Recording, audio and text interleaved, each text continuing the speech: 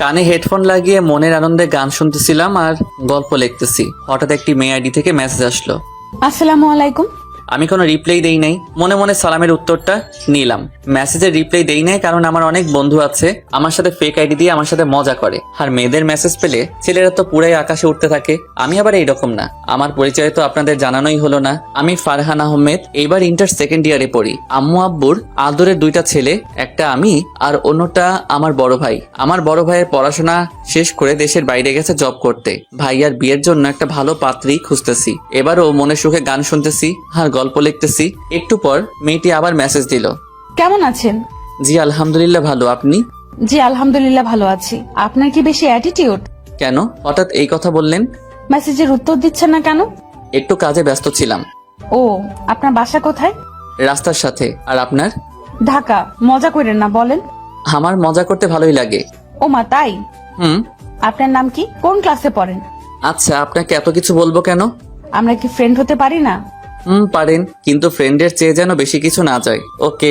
আচ্ছা, ফ্রেন্ড হিসেবে তো বলতেই পারেন। আমার নাম ফারহান আহমেদ। আর আপনার? আপনার নামটা তো অনেক সুন্দর। আর পাম দিতে হবে না। এবার বলেন আপনার নাম কি? আমার নাম জান্নাত। মেয়েটির নাম তো অনেক সুন্দর, বললে কি বিশ্বাস করবে? আচ্ছা বলি, আপনার নাম তো অনেক সুন্দর, মাশাআল্লাহ। সবাই বলে। তা আপনি কোন ক্লাসে পড়েন? ক্লাস 2-এ। দেখেন, মিথ্যা কথা বলবেন না, মিথ্যা বলা পাপ। আচ্ছা, আমি ইন্টার দ্বিতীয় বর্ষে পড়ি। আপনি কোন ক্লাসে পড়েন? অনার্সে পড়ি। আপনার বাসার সবাই কেমন আছে? জি আলহামদুলিল্লাহ সবাই ভালো। আপনার? জি আলহামদুলিল্লাহ ভালো। আপনার বাসা কোথায় বললেন না তো? নারায়ণগঞ্জ। ও, একটা কথা বলি। বলেন। আপনার গল্পগুলো অনেক ভালো। থ্যাংক ইউ আপু। ওই মিয়া, আপু বলেন কেন? ভালো লাগে, আর আপনি তো আমার বড়। এত ভালো লাগতে হবে না। আমি আপনার বড় তো কি হয়েছে, বড় হইলেই কি আপু বলতে হবে নাকি? বলতে হবে তো, না হলে আবার লোকে বলবে আমি খারাপ। খারাপ বলুক, তবু আমাকে আপু বলবেন না, ওকে? কেন, আপু বললে কি হবে? আপু বলছি আপু বলতেন না, সো আপু বলবেন না, বুঝছেন? আর একবার যদি আপু বলেন তাহলে তাহলে কি আপু? যান, আপনার সাথে কথা বলবো না। ওকে, না বললেন। আল্লাহ হাফেজ, ভালো থাকেন। ওই ওই ফারহান, জি বলেন আপু। প্লিজ আমাকে আপু বললেন না, প্লিজ প্লিজ প্লিজ। এত করে যখন বলছেন, আচ্ছা আপু বলবো না। খুশি তো? অনেক খুশি। আচ্ছা এখন বাই। ওকে। কেন, কোথায় যাবেন? কলেজে যাব। আচ্ছা তাহলে যান। তারপর আমি রেডি হয়ে নাস্তা খেয়ে কলেজে গেলাম। কলেজে গিয়ে বন্ধুদের সাথে আড্ডা দিয়ে ক্লাসে গেলাম। ফারহান, একটা জিনিস নোটিস করছিস? কি জিনিস বন্ধু? ইয়াসমিন তো এদিক তাকিয়ে থাকে। যা, কি বলিস? কোথায় আমি আর কোথায় ইয়াসমিন? ইয়াসমিন হলো আমাদের কলেজের প্রিন্সিপালের মেয়ে, আর আমাদের মাত্র নারায়ণগঞ্জে একটা বাসা, আর তাদের প্রতিটা জেলায় জেলায় আমাদের চাইতে বড় বড় 2-3টা বাসা আছে। ওদের সাথে আমাদের যাই বলেন। কি ভাবছিস রে? কিছু না, স্যার আসছে, কথা বলিস না। সবার পিছনে বসছি, একটু মজা করব বন্ধুদের সাথে। মেয়েদের এদিক থেকে কে যেন শীষ দিচ্ছে। এই, কে শেষ দিছে? আর একবার যদি পাই তাহলে খবর আছে। এই স্যারের ক্লাসটা ভালো লাগে তাই মনোযোগ দিয়ে শুনতেছি। হঠাৎ আবার কে যেন শীষ দিল। এই, কে শেষ দিছে রে? স্যার, ফারহান শীষ দিচ্ছে, আমি দেখছি। আমি তো শুনে পুরা অবাক। আমি আবার কোন সময় শীষ দিলাম? ফারহান দাঁড়াও। আমি দাঁড়ালাম। এত রাগ উঠতেছে। ফারহান, তোমাকে ক্লাসের সবচেয়ে ভালো ছেলে মনে করতাম। স্যার আমি শীষ দেই নাই। ইয়াসমিন কি মিথ্যা বলছে? স্যার আমাদের বন্ধুদের জিজ্ঞেস করেন। তোমার বন্ধুরা কি বলবে তুমি শীষ দিছো? যাও, ক্লাস থেকে বের হয়ে যাও। আমার এত রাগ উঠতেছে, কিছু না করেও স্যারের কাছে এত খারাপ হয়ে গেলাম। 1.5 বছরের এত কষ্ট করে ভালো করে চললাম, আজ নিমিষেই সব শেষ হয়ে গেল। মেয়েগুলো কি বাজে, এদের সাথে আর কথাই বলবো না। ক্লাস শেষ হলো, স্যার যাইতেছে। স্যারের কাছে গেলাম। স্যার প্লিজ আমাকে মাফ করে দিন, আর হবে না। আচ্ছা, আর কোনো সময় ক্লাসে এমন করবে না। আচ্ছা স্যার। স্যার চলে গেছে। আব্বু বলছে কোনো সময় স্যারদের সাথে বেয়াদবি করবি না, তাই আমি আজ পর্যন্ত কোনো স্যারের সাথে বেয়াদবি করি না। ক্লাসে ঢুকতেছি, ইয়াসমিন ডাক দিল। ওই ফারহান, শুনো। এত রাগ উঠছে, এগুলোর কথা মনে হলেই রাগ উঠে। আমি সারা দেই নাই, সোজা গিয়ে বন্ধুদের সাথে বসে আছি। এক এক করে ক্লাস শেষ হলো। 3টা ক্লাস শেষ, আমরা বন্ধুরা মিলে মাঠে বসে আড্ডা দিতেছি। এমন সময় ইয়াসমিন আর তার বান্ধবীরা এলো। এই, তোমরা এখান থেকে যাও, ফারহানের সাথে আমার কথা আছে। না, আমরা কেউ যাব না। যাবে না তো? এই, ওদের নামটা লিখতো। এই তোরা যা তো। আমরা তোকে ছেড়ে যাব। তোরা যাবি নাকি বল? আচ্ছা যাইতেছি, কিছু হলে জানাবি। আচ্ছা। তারপর বন্ধুরা চলে গেল। কিছু বলবেন? তোমার সাথে কথা আছে। আপনার সাথে আমার কোনো কথা নাই, আমাকে ডিস্টার্ব করবেন না। এদের তো দেখলে আমার রাগ ওঠে। তারপর বাসায় এসে ফ্রেশ হয়ে আম্মুর কাছে, আম্মু খাবার দাও। বয়স দিচ্ছি। আম্মু খাবার দিল, খেয়ে রুমে চলে আসলাম। অনেক ক্লান্ত লাগতেছে তাই বিশ্রাম নিতে বিছানায় শুয়ে পড়লাম। ফোনে 4টার অ্যালার্ম দিছি, শুতেই ঘুমিয়ে পড়লাম। 4টার সময় অ্যালার্ম বেজে ওঠে, আমি উঠে পড়লাম। এখন অনেকটাই ভালো লাগছে। ফ্রেশ হয়ে ছাদে গেলাম। ছাদে গিয়ে দেখি কিসের যেন আয়োজন করছে, অনেক সুন্দর লাগছে, লাইটিং এর ব্যবস্থাও আছে। আম্মু আমাকে না জানিয়ে কিসের আয়োজন করছে আমাকে একবারও বললো না আম্মু। আম্মুকে গিয়ে জিজ্ঞেস করি আমাকে কেন বললো না। নিচে আসলাম। আম্মু, ও আম্মু। কি হয়েছে বল। কি হয় নাই তাই বলো। বলবি তো কি হয়েছে। ছাদে কিসের আয়োজন করছো আমাকে তো বললেন না। ও এই কথা। আরে আমাদের বাসার ভাড়াটিয়া আজিজ মিয়ার মেয়ে মাওয়ার জন্মদিন, তাই এইসব আয়োজন করছে। ও, আমি কি না কি মনে করছি। সন্ধ্যায় রেডি হয়ে থাকিস, যেতে হবে। না আম্মু, তুমি তো যাবো, আমার এসব ভালো লাগে না। কিন্তু আমরা নাকি তাদের স্পেশাল গেস্ট, তাই আমাদের আলাদা করে দাওয়াত দিছে। ও আচ্ছা, যাবো। তারপর আমি রুমে এসে ফোনটা হাতে নিয়ে ফেসবুকে ঢুকলাম। একটু পর মেয়েটি মেসেজ দিল, মানে জান্নাত। আসসালামু আলাইকুম। ওয়ালাইকুম আসসালাম। দুপুরে খাওয়া দাওয়া হয়েছে?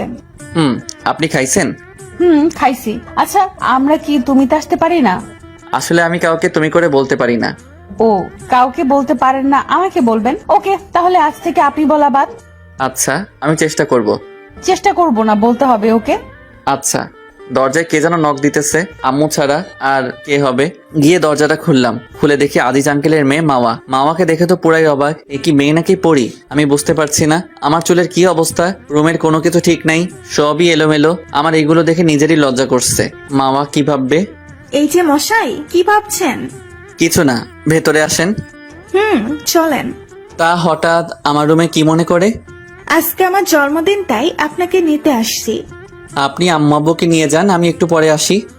না, এখন চলেন। এখন তো আমার কাজ আছে। কোনো কাজ নাই, চলেন বলছি। একটু পর যাই। আজ আপনার জন্মদিন, গিয়ে আনন্দ করেন। আপনাকে ছাড়া কোনো কিছুতে মজা নেই। মানে বুঝলাম না, আমাকে ছাড়া ভালো লাগে না মানে? এত কিছু বুঝতে হবে না, রেডি হয়ে আসেন। আচ্ছা, রেডি হইতেছি। তারপর আমি ওয়াশরুমে গিয়ে রেডি হয়ে আসলাম। রুমে এসে দেখি রুমটা আগের চেয়ে অনেকটা গোছানো। মামা যে গুছিয়েছে বুঝতে বাকি নেই। এই যে হিরো, চলেন। আমি একদম হিরো না। আচ্ছা চলেন।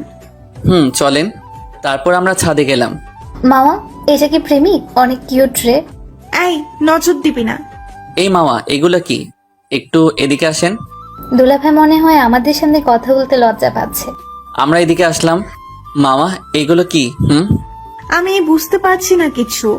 তাহলে ওদের সামনে আমার এত কেয়ার করলেন কেন? বলতে পারলেন না আমি যে আপনার প্রেমিক নই? কি করে বলবো? কি করে বলবেন মানে? ওরা তো জানে আমি আপনাকে ভালোবাসি। এইগুলো কি মামা? আমি আপনার থেকে এগুলো আশা করি নাই। আমি তোমাকে সত্যিই ভালোবাসি। কিন্তু আমি আপনাকে ভালোবাসি না। কেন? আমি কি দেখতে খারাপ? না, খারাপ না। তাহলে? ভালোবাসাটা সবার জন্য আসে না। আমার মনে আপনার জন্য কোনো ফিলিংস নেই। যার জন্য ফিলিংস নেই তাকে কি ভালোবাসা যায় আপনি বলেন? আর আপনাকে আমি আমার ফ্রেন্ডের মতো দেখি। বলেই আমি চলে আসলাম। মেজাজটা খারাপ হয়ে গেল। মনটা ভালো করার জন্য একটা গান শুনি। ফোনটা হাতে নিতেই দেখি 10টা মেসেজ। মেসেঞ্জারে ঢুকলাম। জান্নাত মেসেজগুলো দিয়েছে। আপু, আপনার কি সমস্যা বলেন তো? কিছু না। আর আপুকে আপু বলতে মানা করেছি না? ওকে, তাহলে এত মেসেজ দেন কেন? এমনিতেই মনে মেজাজ ভালো নাই। কেন, কি হয়েছে? এত কিছু আপনার জানতে হবে না। আর মেসেজ দিবেন না প্লিজ। 100 বার দিব। দেখেন, শুধু শুধু আমি কাউকে ব্লক দিতে চাই না। আপনি ব্লক দিলে আমি সুইসাইড করব, আর আপনাকে ট্যাগ করে সুইসাইড নোট লিখবো, ফেসবুক পোস্ট দিব। এখন বলেন কি করবেন? আপনি এগুলো কি বলেন? আর সুইসাইড করবেন কেন? এমনি আমার ইচ্ছা। আপনার ইচ্ছা, তাহলে আমাকে মেনশন করে কেন সুইসাইড নোট লিখবেন কেন? আমার ইচ্ছা। আচ্ছা, আমি কালকে যেন কি বলছিলাম? কি বলছিলেন? তুমি করে বলতে। আমাকে একটু সময় দিতে হবে। আচ্ছা, আপনি কি আমার বিএফ হবেন? আপনাকে তুমি করে বলবো তার মানে এই না আপনি যা খুশি তাই বলবেন। আরে হ্যাঁ, তো রাগেন কেন? এমনিতেই মেজাজ খারাপ, আরো আপনি এগুলো আবল তাবল কি বলতেছেন? সুইসাইড করব, বিএফ হবেন। পুরা কথা না বুঝে বকবক করেন কেন? আমি কিছু শুনতে চাই না, বাই। আরে একটু মাথাটা ঠান্ডা করেন, আমার কথাটা বোঝার চেষ্টা করেন। বিএফ মানে বেস্ট ফ্রেন্ড। ও, আগে তো বলবেন। আমাকে বলার সুযোগ দিছেন, খালি বকবক করতেছিলেন। এই মুহূর্তে আম্মু চিল্লিয়ে উঠলো। আচ্ছা, আপনার সাথে পরে কথা বলি। ফারহান, এই ফারহান, মাওয়াকে কি বলছিস? কিছু না তো আম্মু। তাহলে কেক না কেটে রুমের দরজা আটকে দিছে কেন? আর মাওয়ার ফ্রেন্ডরা বলতেছে তুই নাকি কি করছিস? আম্মু আমার ভালো বন্ধু, তাই আম্মুর কাছে সব কথা শেয়ার করি। তারপর আমি আম্মুকে সব বললাম। বুঝলাম। মাওয়াকে তো আমিও অনেক পছন্দ করি। আম্মু, মাওয়ার জন্য আমার মনে কোনো ফিলিংস নেই। তাহলে তো কিছু করার নাই, তুই একটা কাজ কর। জি আম্মু, বলো। মাওয়ার জন্মদিন তো তোর জন্যই মাটি হলো। মাও তো কারোর কথা শুনতেছে না, তুই গিয়ে দেখ কিছু করতে পারিস নাকি। আচ্ছা, গিয়ে দেখছি। তারপর আমি মাওয়ার রুমের সামনে গিয়ে মাওয়াকে ডাক দিলাম। মাওয়া, এই মাওয়া, দরজাটা খুলেন। তুমি এখান থেকে যাও। আপনার সাথে কথা আছে। আমার কোনো কথা নাই। প্লিজ আসেন, কথা আছে। না না না। আচ্ছা, আমি চলে গেলাম। জানতো আমার কি। আমি চলে আসতেছি, এমন সময় পিছন থেকে কে যেন হাতটা ধরলো। পিছনে ফিরে দেখি মাওয়া। কি বলবে বলো। না, কিছু বলবো না, আপনি ঘরে রাগ করে বসে থাকেন। ওকে, আমি গেলাম। আরে রাগ করো কেন। আপনি রাগ করতে পারেন, আমরা কি পারি না? আচ্ছা চলো আমরা কেক কাটবো। চলেন। তারপর আমরা অনেক মজা করে জন্মদিন সেলিব্রেট করলাম। মাওয়ার বান্ধবীরা বলল, তোদের দুজনকে অনেক মানিয়েছে রে।